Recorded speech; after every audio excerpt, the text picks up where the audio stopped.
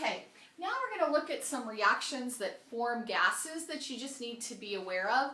And really this is a combination of our decomposition reactions along with our double replacement reactions. But here are the four gases we're going to concentrate on in this video. Hydrogen sulfide gas, phew, rotten egg smell. That's when you have any sulfide and an acid, and it has this very characteristic awful odor of rotten eggs. Carbon dioxide gas, you will generate that when you have a carbonate in an acid. Sulfur dioxide gas if you have any sulfite in an acid. And ammonia, if you ever have an ammonium salt and dissoluble hydroxide together, you will produce ammonia gas. So we're going to look at some examples where each of these gases are generated. Okay, so let's do some net ionic equations with formation of gases. So here we go. We've got iron 2 sulfide, and we're going to start it as a solid. Keep solids together. We're going to put that into hydrochloric acid, and it is really a double replacement reaction. We're going to get hydrogen sulfide gas, and we're going to get iron 2 chloride. All chlorides are soluble except silver, lead, and mercury. So this is soluble, so we'll put aqueous. So now let's figure out if we have any spectator ions. Well, solids we keep together, strong acids we separate. So we take the proton off, and hydrochloric acid is a strong acid. Gases we keep together, this is soluble, so we're going to separate it into the ions. Now, there are spectators in this, and the spectators are, and I should have put 2's down here, but these 2 chloride ions are spectator ions.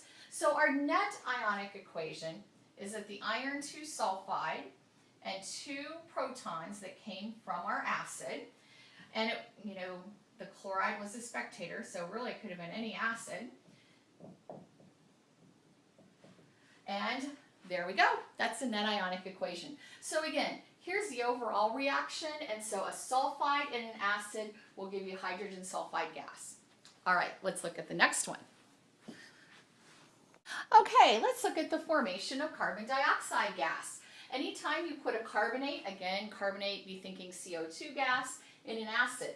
All right, so here we've got potassium carbonate, an aqueous solution of it, and nitric acid. Nitric acid is also a strong acid, an aqueous solution of it, and it's going to do a double replacement. So it becomes potassium nitrate and carbonic acid. Now, as soon as that carbonic acid is made, it immediately decomposes into CO2 and water. It's very unstable. So we shouldn't write H2CO3 because that's not what's there. It's water and carbon dioxide. Let's get this in net ionic form. Okay, all potassium salts are soluble, so this would be in ions. We'd have potassium ions, we'd have carbonate ions. Nitric acid, strong acid, write it with the proton off. So we've got 2 protons, 2 nitrate ions. Is potassium nitrate soluble? It is. All nitrates are soluble. Anything with potassium is soluble. So because it's soluble, and we wrote it as aqueous, we need to write it as ions because that's the way it exists. And the carbonic acid is existing as water, liquid, and carbon dioxide gas. Okay, do we have any spectators here? Well, in our potassiums are spectators, the nitrates are spectators, and what we're left with is simply the carbonate ion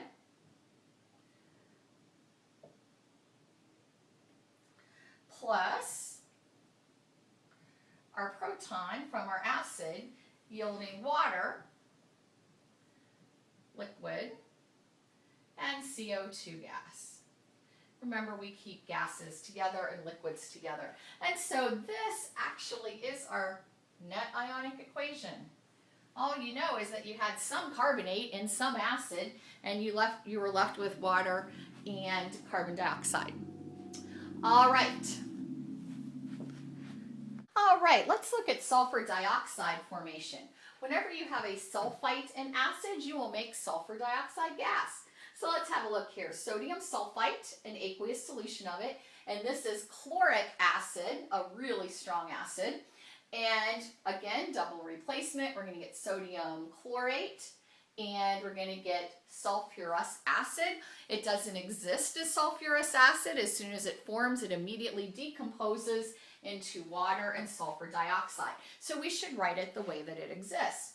So let's go ahead and write our net ionic for this. This is soluble, so we need to write it as ions, sodium and sulfite. This is a strong acid, proton off for strong acids. Here's our chlorate ion. Sodium chlorate is soluble. Group 1As are soluble as are chlorates. And then, goodness, we're going to write the sulfurous acid the way that it exists in solution, which is water and sulfur dioxide. So what are the spectators here? Sodium and the chlorates. So our net ionic equation shows the sulfite ion combining with the proton. It could have come from any acid to give us water, the liquid, and sulfur dioxide gas. There you go. And the last gas we're going to talk about is the formation of ammonia gas. Ammonia, I like to say it's what you smell in a cat litter box. It has a very distinct odor. You may have cleaned with ammonia before. It's really pungent. I don't like it at all. But anyway, whenever you have an ammonium salt into hydroxide, you're going to generate ammonia gas. So let's have a look here. Here's an ammonium salt, ammonium chloride. It's aqueous. Remember, all ammonium salts are soluble. Sodium hydroxide, it's aqueous. So here's our hydroxide. Again, it's a double replacement reaction. We get ammonium hydroxide. It's very unstable, so it immediately decomposes into ammonia and water.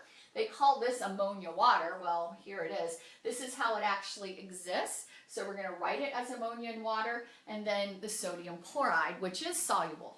So for the net ionic equation, we will do the ammonium plus the chloride ion. It's aqueous, so divide it into ions. Aqueous, divide this into ions.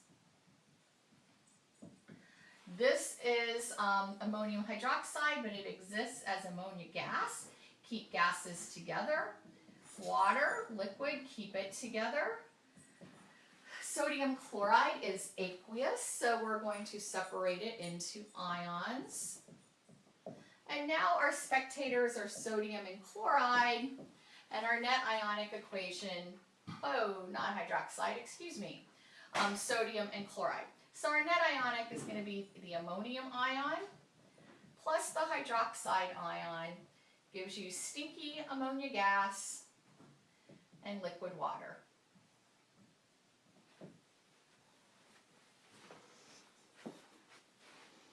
So there you have it. These are the four gases we're worried about. And so I just thought I would kind of like skip ahead. You saw this in general chem, but here's sulfur dioxide.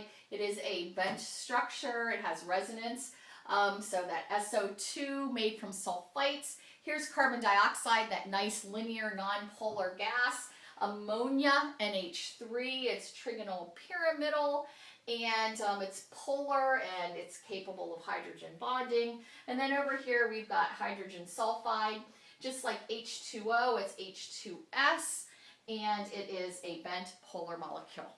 All right, so know those four gases and how you make them, and be aware of when you're making them.